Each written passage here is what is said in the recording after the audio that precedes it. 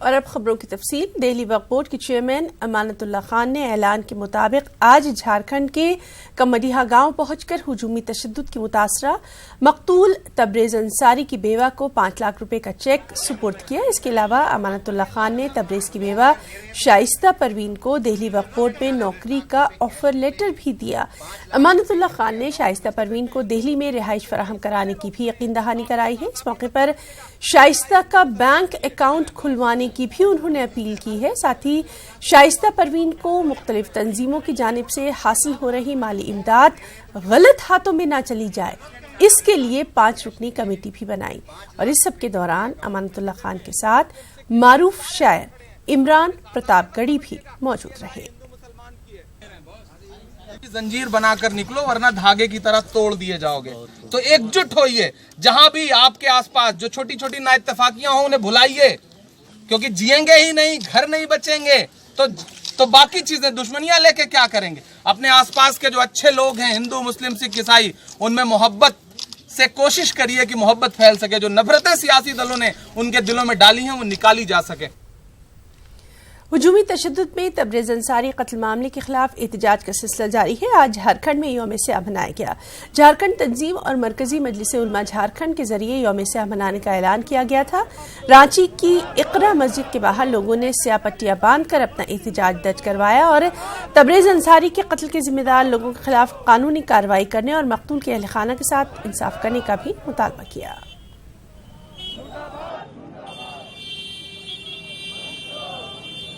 جو پورے دیش اور پورے جھارکھنڈ میں جو آج تبریز انصاری کے انصاف کو لے کر جو ہم لوگ کالا سیاہ دن جو منا رہے ہیں، اس کا ایک ہی مقصد ہے کہ موب لنچنگ کو لے کر کے جو سپریم کورٹ کا گائیڈ لائن ہے اس کو فالو تبریز انصاری کی ہتیا میں بھی نہیں کیا جا رہا ہے۔ کہاں بھیڑ تنتر کے لوگوں کو پر پوری طرح سے کارروائی ہو رہی ہے، کہاں دوشی پولیس پدادھیکاری پر 302 کا مقدمہ ہو رہا ہے، کہاں ابھی تک سرکار 25 لاکھ معاوضہ دی ہے۔ جھارکھنڈ کے مسلمانوں نے اور تمام طرح کی مذہبی، سیاسی اور سماجی تنظیموں نے عہد کر لیا ہے کہ اس تحریک کو پورے ہندوستان میں پھیلائیں گے اور اس وقت تک چین سے نہیں بیٹھیں گے جب تک موب لنچنگ کا مسئلہ جڑ سے ختم نہیں ہو جاتا۔ اب مسلمان موب لنچنگ کے اس حادثے کو برداشت کرنے کے لیے تیار نہیں ہے۔ اگر ہمیں سڑک پر اترنا پڑا تو ہم سڑک پر اتر کر یہاں سے دلی تک احتجاج کریں گے۔ اور وہیں راجستھان کے دارالحکومت میں جھارکھنڈ کے تبریز انصاری ہجومی تشدد کی مخالفت میں جمعیت القریش راجستھان مسلم پریشد اور فیضان غریب نواز تنظیموں کی جانب سے احتجاجی مظاہرہ کیا گیا۔ نماز جمعے کے بعد چاندپول سرکل پر ہزاروں کی تعداد میں لوگ جمع ہوئے اور ہجومی تشدد کے خلاف غم و غصے کا اظہار کیا۔ اس دوران ریلی کا بھی اہتمام کیا گیا اور حکومت کے نام میمورنڈم دے کر ہجومی تشدد کی روک تھام کے لیے باقاعدہ قانون بنانے کا پرزور مطالبہ کیا گیا۔ ظلم و ستم وہ ذاتی ہوئی، اسے ناحق قتل کیا گیا۔ جن لوگوں نے اس کو قتل کیا، جو لوگ اس میں شامل تھے، ان کو سخت سے سخت سزا ملنا چاہیے اور ہمارے ملک ہندوستان میں ایسا قانون بننا چاہیے کہ اس طرح کا جو بھی آگے قدم اٹھائے اسے سخت سے سخت سزا دی جائے۔ ڈیمانڈ سب سے پہلے جو ہے ایک ہندوستانی شہری ہونے کے ناطے جو ہر ایک ناگرک کی ہے کہ کم سے کم اس کو زندہ رہنے کا حق جو ہے، جو کانسٹیٹیوشن نے اس کو دیا ہے، وہ کم سے کم ملے اور ڈگنیٹی کے ساتھ ملے۔ آج جو ملک کے پچھلے 5 سالوں سے حالات ہیں، اخلاق سے لے کے اور آج تبریز انصاری تک اتنے قتل ہو چکے ہیں، اس کے بعد بھی کوئی بھی میسج حکومت یا حکمران کی طرف سے ہندوستان کی اس ظالم جنتا کو نہیں دیا جا رہا ہے کہ وہ اس طرح کا ظلم کرے گی تو اس کے ساتھ قانون سختی سے پیش آئے گا۔ موب لنچنگ کے خلاف بالکل قانون آنا چاہیے، جیسے کہ مدھیہ پردیش میں کمل ناتھ کی سرکار نے موب لنچنگ کے خلاف 3 سال کی سزا ابھی فیصلہ کیا ہے ان کی اسٹیٹ گورنمنٹ نے۔ تو میں چاہتا ہوں سینٹرل گورنمنٹ کی طرف سے نریندر مودی کی سرکار سے بھی ہماری آگرہ ہے، شری اشوک گہلوت صاحب سے بھی ہماری آگرہ ہے اور ہم مسلم سماج ان سے اس بات کی آشا کرتا ہے کہ وہ موب لنچنگ پہ جلد سے جلد قانون لائیں گے۔ اور وہیں تبریز انصاری کی ہجومی تشدد میں موت کے خلاف اورنگ آباد میں MIM اور ونچت اگھاڑی کے بینر تلے جمعے کی نماز کے بعد احتجاجی ریلی نکالی گئی۔ یہ ریلی شہر کی جامع مسجد سے شروع ہوئی اور ڈویژنل کمشنریٹ تک پہنچی۔ ریلی میں بڑی تعداد میں نوجوانوں نے شرکت کی اور ملک میں بڑھتے ہجومی تشدد کے خلاف فوری قانون سازی کا بھی مطالبہ کیا۔ ہمارے ایک بھائی تبریز انصاری کو جھارکھنڈ میں इसी मॉब लिंचिंग का शिकार बनाया गया। चोरी का इल्ज़ाम लगाकर उसका नाम पूछ कर उसको जय श्री राम के नारे लगवाए गए और उसकी बेदर्दी से कंधे को बांध कर उसे पीटा गया। शर्मनाक हरकत ये थी कि उसे घसीटते हुए वो जेल में लेकर गए, उसको जेल में डाल दिया और उन्हीं की कस्टडी में उसकी मौत हो गई। तो आज ये एक वार्निंग है हुकूमत को, अगर इसके ऊपर सख्त एक्शन नहीं लिया गया और अगर ये रोका नहीं गया तो आज हम ये आखिरी वार्निंग देने जा रहे हैं। इसके बाद मॉब लिंचिंग सभी को आती है, तो हम चाहते हैं कि हिंदुस्तान का माहौल अमन और शांति से बना रहे। इसके अंदर हुकूमत अगर ये चाहती है तो सख्त से सख्त कानून बनाए और कड़ी से कड़ी सज़ा दे। तबरेज़ अंसारी का एक एक्ट बनना चाहिए। जो लोग अभी भी जिन्होंने ये कृत्य किया है वो सब लोगों को अरेस्ट करना चाहिए, उसको फास्ट ट्रैक कोर्ट पे चलाना चाहिए और जल्द से जल्द उनको फांसी देना चाहिए। ये सब हमारी मांग थी और इसलिए आज हमने एमआईएम ने वंचित बहुजन आघाड़ी भारी बहुजन महासंघ ने मिलकर यहाँ पर एक मोर्चा निकाला डिवीजनल कमिश्नर पे और आज उनको यहाँ पर हमने निवेदन दिया है। मुल्क में बढ़ रहे हुजूमी तशद्दुद के खिलाफ भोपाल में भी जबरदस्त एहतजाजी मुजाहरा किया गया। ऑल इंडिया उलमा बोर्ड के ज़ेर एहतमाम मुनक़दा एहतजाज में समाजी तंजीमों ने मरकजी हुकूमत से तलाक़ सलासा की जगह हुजूमी तशद्दुद के खिलाफ कानून बनाने का मुतालबा किया। पेश है खास रिपोर्ट।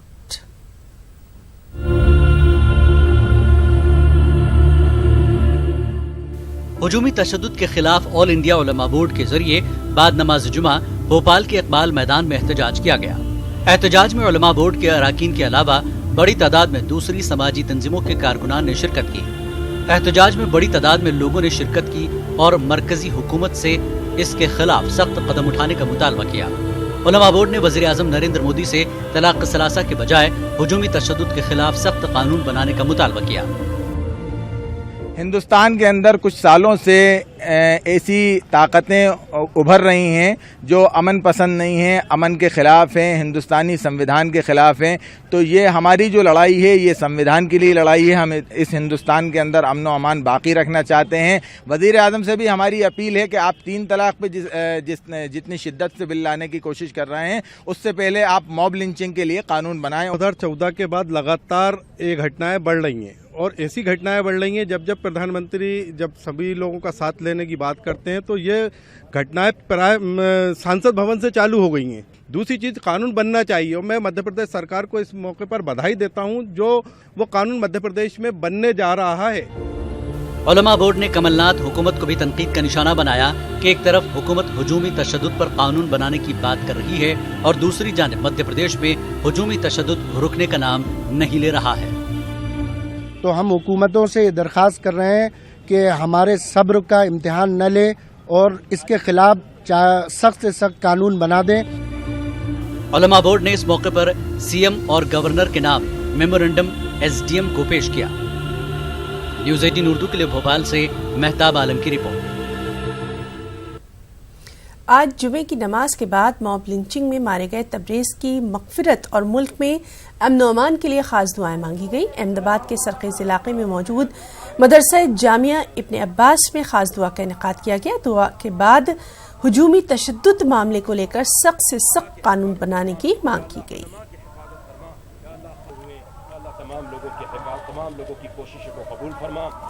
तबरेज़ आलम के साथ जो मॉब लिंचिंग का वाक़या पेश आया उसका असर पूरे मुल्क के अंदर है, बल्कि पूरी दुनिया के अंदर उसका असर पाया जा रहा है। हमारे मुल्क के चारों तरफ जो हैं दुश्मन खड़े हैं। मुल्क की सरहदें जो है वो दुश्मनों की नज़र के अंदर हैं। वो वहाँ पर जो है हमारे मुहाफ़िज़ीन लड़ाई लड़ रहे हैं।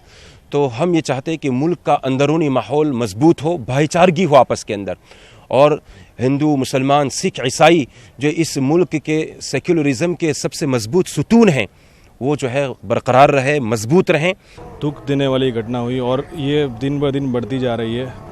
इस पर जल्द से जल्द एक सख्त कानून होना बहुत ज़रूरी है, जिससे जो कर रहा है उसको एक एहसास हो कि भाई ये बहुत जो गलत हो रहा है, और जो माइनॉरिटी के अंदर जो एक फियर का माहौल, एक डर का माहौल पैदा हो रहा है, उसको हम दूर कर सकें।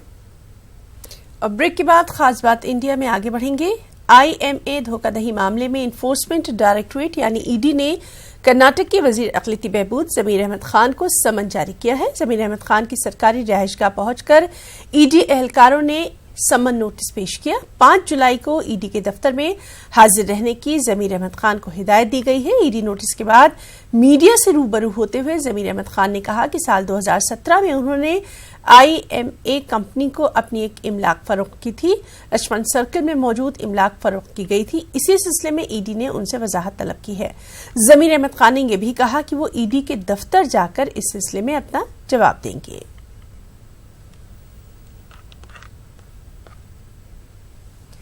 तेलंगाना अक़लियती मालियाती कॉरपोरेशन की तरफ से बेरोजगार अक़लियती नौजवानों को रोजगार से जोड़ने के लिए ड्राइवर एम्पावरमेंट प्रोग्राम के तहत 67 नौजवानों में कारों की तकसीम की गई। इस तकरीब में तेलंगाना के वज़ीर दाखिला मोहम्मद महमूद अली और वज़ीर अक़लियती बहबूद के ईश्वर मौजूद रहे। ये तकरीब हज हाउस नामपल्ली में मुनक़्क़िद की गई। मोहम्मद महमूद अली ने इस मौके पर कहा कि हुकूमत तेलंगाना अक़लियतों की तरक्की के लिए कई इक़दाम कर रही है। उन्होंने ये भी कहा कि दीगर दरख्वास्त गुजारों को भी जल्द अज जल्द मोटर गाड़ियां तकसीम कर दी जाएंगी। इस प्रोग्राम में सैयद अकबर हुसैन अक़लियती finance corporation chairman, Mohammed Salim Waqf board के चेयरमैन, मसीउल्लाह खान हज कमेटी के चेयरमैन और दीगर ऑफिसर्स भी मौजूद रहे।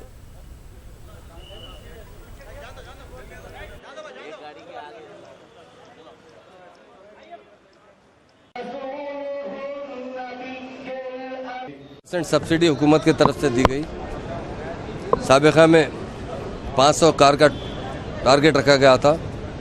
342 कार इससे पहले दिए गए। ये 67 कार अब दिए जा रहे हैं। ये स्कीम ड्राइवर कम ओनर की स्कीम है, जिसके तहत उन गरीब ड्राइवर्स को हुकूमत की तरफ से 60% सब्सिडी की माली इमदाद करते हुए कार दी जा रही है, जिससे वो अपना खुद रोज़गार भी हासिल कर सके, खुद मुख्तफी हो सके। तो ये स्कीम से बहुत से लोगों को इस्तेफादा करने का मौका मिल रहा है। तेलंगाना स्टेट बनने के बाद मैं समझता हूँ ख़ास तौर से माइनॉरिटीज़ के लिए जो हमारे आनेबल CM साहब ने वेलफेयर स्कीम लाए हैं, उसकी मिसाल हिंदुस्तान में नहीं मिल सकती। रेजिडेंशियल स्कूल भी बहुत कायम किए गए हैं।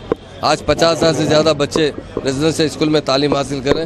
CM साहब का एक ही मकसद है, ये बच्चे अच्छी तालीम हासिल करेंगे तो सरकारी मुलाजिमतों में आ सकते हैं, IAS IPS बन सकते हैं। और आज हमारी हुकूमत में मैं समझता हूँ हिंदुस्तान में पहली हुकूमत है जहाँ पर IAS और IPS के लिए भी 100 मुस्लिम बच्चों को आला तालीम के मौके अता किए जा रहे हैं। गुलबर्गा के कदीम औकाफी इदारे यतीम खाना अंजुमन अंसारुल सफ़ा के इतवार को इंतखाबात होने हैं। 24 उम्मीदवारों में से 9 का इंतखाब होना है, जबकि 1452 वोटर्स हैं। वाज़ेह रहे कि यतीम खाना अंजुमन अंसारुल सफ़ा सुन्नी गुलबर्गा का 100 साल से ज़ायद कदीम इदारा है। इसके तहत करोड़ों रुपए की इमलाक लबे सड़क कल्बे शहर मौजूद है, जिसकी वजह से इस इदारे के इलेक्शन पर पूरे शहर की निगाहें हैं। इदारे के तहत चलने वाले यतीम खाने में फिलहाल 70 से ज़ायद बच्चे मुकीम हैं। हक है वो इंशाल्लाह पूरी तरह से उनका हक अदा करना चाहिए। हमको अगर आप ये करके जिता के लाते हैं तो हमारी पहली तरजीहात में यतीमों और यसीर के ऊपर किस तरह का हमारे कुरान और हदीस में बताया गया है, उसके ऊपर हम अमल करने की कोशिश करेंगे इंशाल्लाह। और दूसरी तरजीहात है उसकी जो उसके जायज़ात है उसके ऊपर पूरा कॉन्सेंट्रेट करके उसके प्रोटेक्शन और उसकी पूरी हिफाजत करने की कोशिश करेंगे इंशाल्लाह। मुंतखब होने वालों को चाहिए कि अल्लाह से डरें और उनके मातहत लोगों के ताल्लुक़ से हमदर्दी रखें और उनकी खैर ख्वाही के जज्बे के तहत ही ज़िम्मेदारी अपनी अदा करने की कोशिश करें। और जहाँ तक अवाम को लोगों को चुनने का ताल्लुक़ है, वो ख़ास कर ये बात जहन में रखें कि मुखलिस लोग जो अल्लाह की रज़ा की खातिर अपना कीमती वक्त और सलाहियत लगाने वाले हों, ऐसे लोगों को जो है ना आप ज़िम्मेदारी सौंपने की कोशिश करें। इरम मंजिल के तहफ़्फ़ुज़ के लिए हैदराबाद में मुख्तलिफ सियासी और गैर सियासी जमातों की जानिब से एहतजाज और गम गुस्से के इजहार का सिलसिला जारी है। हैदराबाद प्रेस क्लब में इरम मंजिल के मौजू पर राउंड टेबल कॉन्फ्रेंस मुनक़्क़िद की गई। इस मौके पर इस बात का इजहार किया गया कि इरम मंजिल को तोड़कर इसकी जगह तेलंगाना के रियासती असम्बली की तामीर न सिर्फ गैर अखलाक़ी बल्कि गैर कानूनी भी है।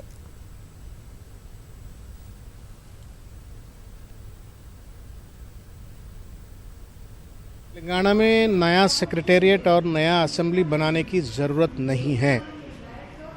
It's a matter of lopsided priority of the Chandrashekar Rao जी।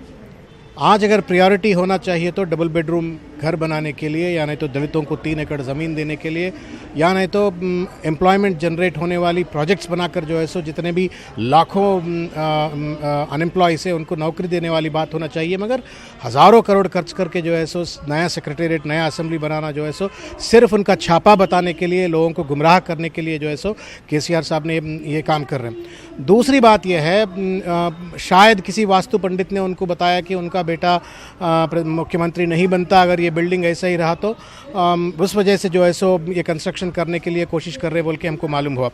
तीसरी बात है, उसमें ख़ास तौर से सेक्रेटेरिएट में जो निज़ाम साहब ने हुकूमत चलाया, उतनी बड़ी हेरिटेज बिल्डिंग वहाँ पे, उनको भी तोड़ फोड़ करने की कोशिश हो रही है।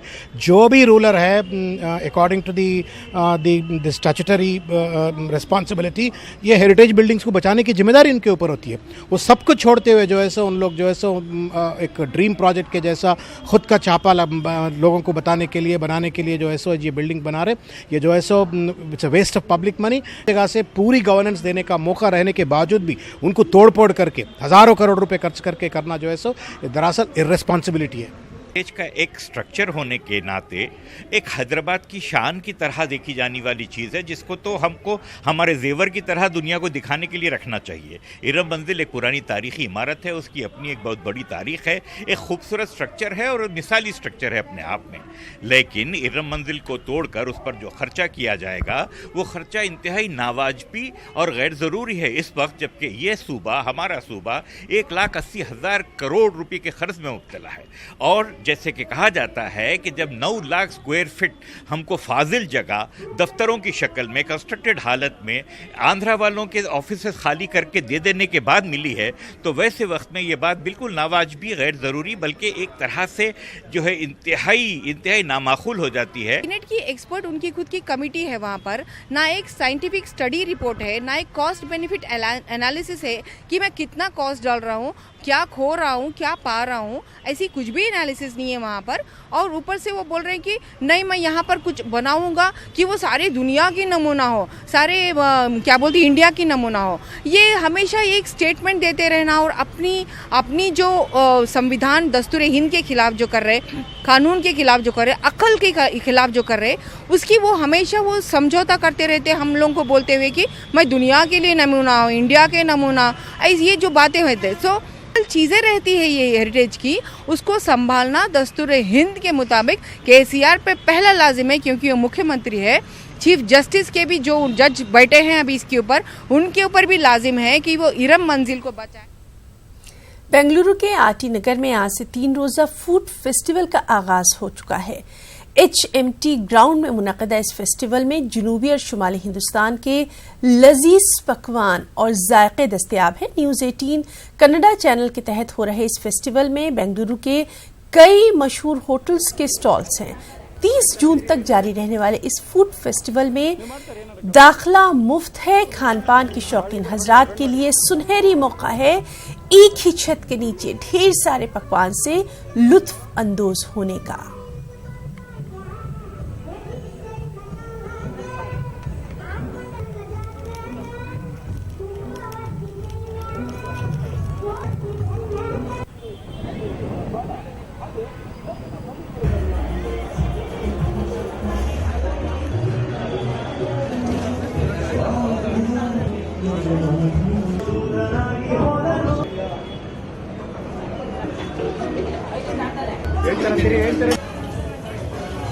ನೀವು ಮಾಡ್ತಾರೆ ಏನಾರ ಕೆಲಸ ಮಾಡಿ ಬಾಳಿ ಈ ಕಡೆ ಬೆಂಡ್ ಮಾಡಿ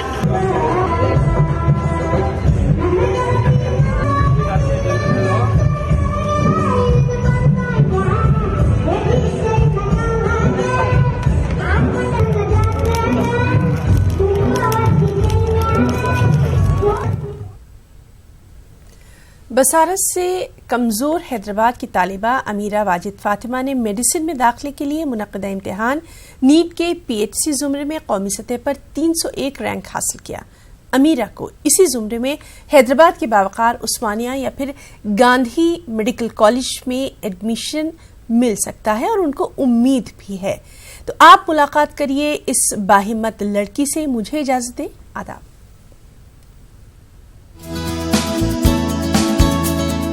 लोग हम फौजियाने बोलते थे कि नहीं नहीं नहीं बन सकते, नहीं कहीं को बनते। अमीरा बचपन से ही बसारत की कमजोरी का शिकार हैं। इसके बावजूद अमीरा को पढ़ने लिखने का बेहद शौक था। अमीरा के वालिद पेशे से 4 व्हीलर मैकेनिक हैं। अमीरा की ख्वाहिश को महसूस करते हुए अमीरा के वालिदैन ने इनकी भरपूर हिमायत का फैसला किया और अपने वसाइल को इन्हें अच्छी तालीम दिलवाने की कोशिश में लगा दिया। खास बात यह है कि इनकी इस काविश में इनके दोस्त और रिश्तेदार ने इनकी भरपूर हिम्मत अफजाई की। पढ़ाई में बहुत फास्ट है, इनका जहन बहुत अच्छा है, बस नज़र का थोड़ा प्रॉब्लम रहने की वजह से कोशिश कर रहे समझे उनको सीट मिले। 2 साल के बाद में मालूम पड़ा इनकी नज़र कमज़ोर है। जब से हम ट्रीटमेंट उनके कराना चालू करे तो वेलवे प्रसाद के पास हम काम उनका ट्रीटमेंट कराए तो उन्होंने बोला ऑपरेशन वगैरह इनका नहीं कराना, इनकी एज जैसा बढ़ते जाएंगे वैसा इम्प्रूव होते रहते नो, बस इनको अच्छे ग़िज़ा खिलाओ, ऐसा बोले। कमी महसूस होने नहीं दिया समझो उस चीज़ की, तुम कमज़ोर है, तुम्हारी नज़र कम है, बाकी जो बच्चे से कोऑपरेट करते हो वैसा इनके साथ भी करे समझो। और हमारी बच्ची में भी इतना जुफ्तजू था कि मैं कर सकती हूँ, अगर कोई कुछ ऐसा बोलेंगे तो घर में आके रोते थे उन्होंने कि मम्मी ऐसा बोले बोल के, तो हम बोलते थे रोने का नहीं है, वो तो अल्लाह की मर्जी है ना, किसी के हाथ में नहीं है। अब बोलते हैं लोग आप अपन ही किसी को कभी इत्तेफाक कुछ बोल देते ना बेटा ऐसा रहता, आप उसमें मायूस होना ही नहीं। आप जब बुलंदी की तरफ जा रहे तो अल्हम्दुलिल्लाह आपको अल्लाह कामयाब करता ही है। वालिदैन और रिश्तेदारों के हौसले के अलावा अमीरा को इनके असातिज़ा की भी भरपूर तवज्जो हासिल रही। अमीरा ने पहले MS स्कूल से 10वीं और फिर MS जूनियर कॉलेज से इंटरमीडिएट में कामयाबी हासिल की। And we hope inshallah she'll get her seat in medicine.